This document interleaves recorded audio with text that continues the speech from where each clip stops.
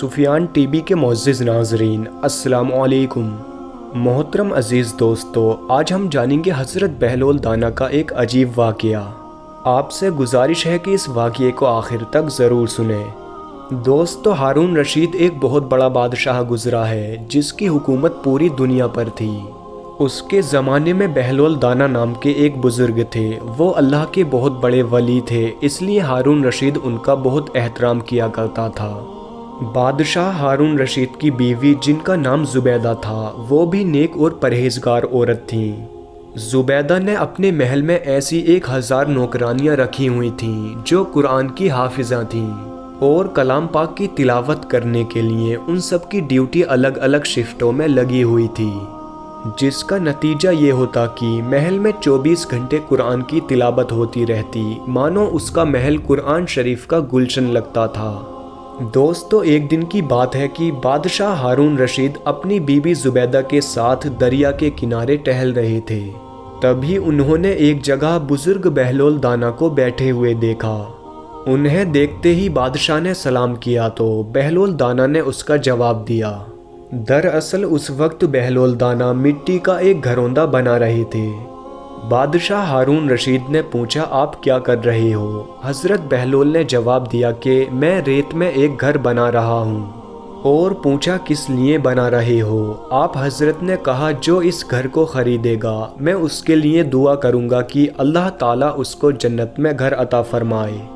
بادشاہ نے اس مٹی کے گھر کی قیمت معلوم کی تو آپ نے جواب دیا کہ صرف 1 دینار ہے۔ ہارون رشید نے سوچا، یہ ایک دیوانہ ہے، نہ جانے کیا کہہ رہا ہے، اس لیے اس بات پر دھیان نہ دیا اور آگے بڑھ گیا۔ اس کے بعد زبیدہ خاتون آئیں، انہوں نے بھی سلام کر کے یہی سوالات پوچھے، کیا کر رہے ہو اور کس لیے بنا رہے ہو؟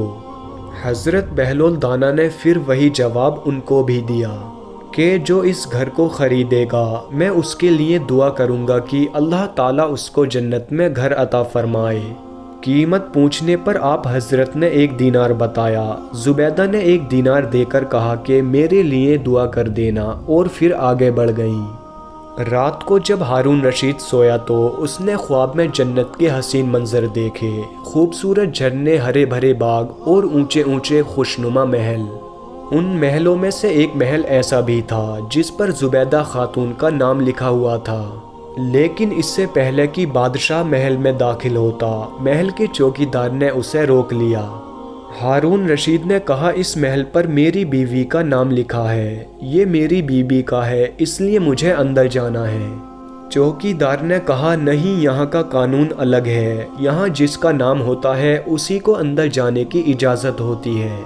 اتنا کہہ کر چوکیدار نے ہارون رشید کو پیچھے دھکا دیا تو ہارون رشید کی آنکھ کھل گئی۔ جاگنے پر اسے پورا یقین ہو گیا کہ بہلول کی دعا زبیدہ کے حق میں قبول ہو گئی، اور خود پر افسوس کرنے لگا کہ میں بھی اپنے لیے ایک گھر خرید لیتا تو کتنا اچھا ہوتا۔ بادشاہ ساری رات اسی افسوس میں کروٹیں بدلتا رہا۔ صبح آنکھ کھلی تو اس نے سوچا کہ آج ضرور میں دریا کے کنارے جاؤں گا اور بہلول سے دعا کراؤں گا۔ اگلے دن وہ دریا کے کنارے بہلول کو تلاش کرتے ہوئے ادھر ادھر دیکھ رہا تھا کہ اس نے پھر بہلول کو محل بناتے ہوئے دیکھا۔ ہارون رشید نے قریب جا کر سلام کیا اور حضرت بہلول نے سلام کا جواب دیا۔ اس کے بعد پھر سے وہی سوالات شروع ہو گئے۔ پوچھا، کیا کر رہے ہو؟ جواب ملا کہ ریت کا گھر بنا رہا ہوں۔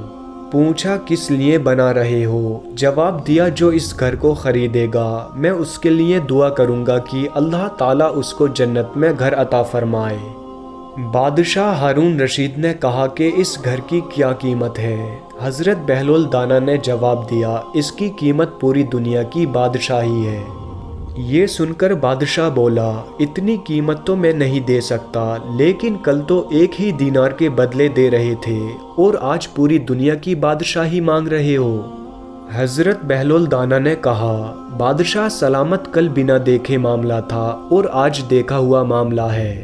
کل بنا دیکھے سودا تھا اس لیے سستا مل رہا تھا، اور آج چونکہ جنت دیکھ آئے ہو اس لیے اب اس کی قیمت زیادہ دینی پڑے گی۔ ہماری مثال ایسی ہے کہ آج ہم نے اللہ اور اس کے رسول کو بن دیکھے مانا ہے، اس لیے جنت بڑی سستی ہے، لیکن جب موت کے وقت آخرت کی نشانیاں دیکھ لیں گے تو پھر اس کے بعد اس کی قیمت ادا نہیں کر سکیں گے۔ دوستو، ہمیں اس واقعے سے سبق حاصل کرنا چاہیے۔ اگر آپ کو یہ ویڈیو پسند آئے تو اپنے دوستوں میں شیئر کریں اور اسی طرح کی ویڈیوز دیکھنے کے لیے ہمارے اس چینل کو سبسکرائب کریں۔